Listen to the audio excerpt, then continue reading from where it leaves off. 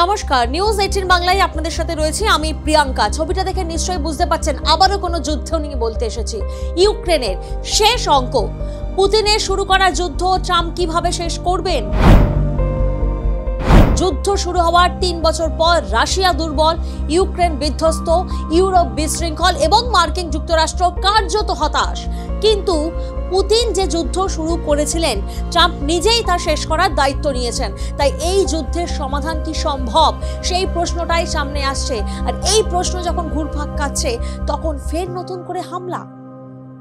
ইউক্রেনে ভারতীয় ওষুধ সংস্থার গোডাউনে মিসাইল হামলা রাশিয়ার, ছাই জীবনদায়ী ওষুধ।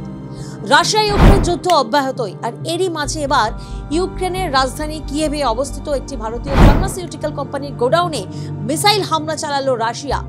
জীবনদায়ী সব ওষুধ একেবারে পুড়ে ছাই হয়ে গেল। শুধু এখানেই শেষ নয়, ইউক্রেনের উত্তর পূর্বাঞ্চলীয় শহর সুমি, রবিবার সেই শহরের কেন্দ্রস্থলে একের পর এক ক্ষেপণাস্ত্র আছড়ে পড়ে। দাবি, রাশিয়া থেকেই ওই ক্ষেপণাস্ত্র ছোড়া হয়। রুশ হামলায় ধ্বংসস্তূপে পরিণত হয় শহরের বিস্তীর্ণ এলাকা। মৃত্যু হয় কমপক্ষে 34 জনের। সেই ঘটনার পরই মার্কিন প্রেসিডেন্ট ডোনাল্ড ট্রাম্পকে তাঁর দেশে আসার জন্য অনুরোধ করলেন ইউক্রেনের প্রেসিডেন্ট ভ্লাদিমির জেলেনস্কি। তাঁর আবেদন, আসুন দেখে যান পুতিন কি করেছেন। ইউক্রেন এবং রাশিয়ার মধ্যে যুদ্ধ চলছে 3 বছর ধরে। এখনো পর্যন্ত শান্তি স্থাপনের সব রকম প্রচেষ্টা ব্যর্থ হয়েছে। ইতিমধ্যে উভয় পক্ষের সঙ্গেই কথা বলেছে আমেরিকা। শান্তি প্রস্তাবের জন্য নানা প্রস্তাবও দিয়েছে মার্কিন মুলুক। আর এই বিষয়ে রাশিয়ার প্রেসিডেন্ট পুতিনের সঙ্গে এক প্রস্ত আলোচনা সেরেছেন ট্রাম্প। তবে জেলেনস্কির আবেদন, চলমান যুদ্ধ নিয়ে কোনো চুক্তি বা সিদ্ধান্তে আসার আগে মার্কিন প্রেসিডেন্টকে ইউক্রেনে আসার জন্য, একবার দেখে যাওয়ার জন্য যে কি পরিস্থিতি সেখানে।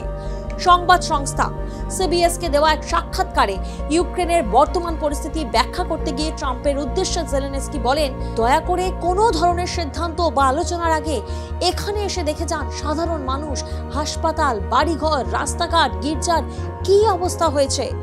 রবিবার রুশ হামলার বিষয়টি নিজেই সমাজ মাধ্যমে পোস্ট করে জানান জেলেনস্কি। তাঁর শেয়ার করা ভিডিওতে দেখা যায় সুমি শহরের রাস্তায় বেশ কয়েকজন মৃতদেহ এবং আহত ব্যক্তিদের উদ্ধার করছেন ধ্বংসস্তূপের তলা থেকে। চারপাশে ছড়িয়ে ছিটিয়ে কাঁচ, কংক্রিটের টুকরো, পোড়া গাড়ি দাঁড়িয়ে রয়েছে রাস্তার উপর, পুড়ে গিয়েছে বহু বাড়িঘরও। রুশ হামলার টুকরো টুকরো ছবি পোস্ট করে ইউক্রেন প্রেসিডেন্ট আহ্বান করেন, বিশ্বকে এই হামলার ঘটনার দৃঢ় প্রতিক্রিয়া জানাতে হবে। আমেরিকা, ইউরোপ এবং যারা এই চলমান যুদ্ধের অবসান চায়, তাদের উচিত এক হয়ে এই ঘটনার প্রতিবাদ জানানো। আর সত্যি যে বুক কাঁপানো ছবি সামনে আসছে, তাতে প্রত্যেকের হয়তো একটাই মনে প্রশ্ন উঠছে, কখন থামবে এই যুদ্ধ, কখন শান্তি ফিরে আসবে দুই দেশের মধ্যে। প্রশ্ন রইল, উত্তরটা বোধহয় সময়ই বলবে।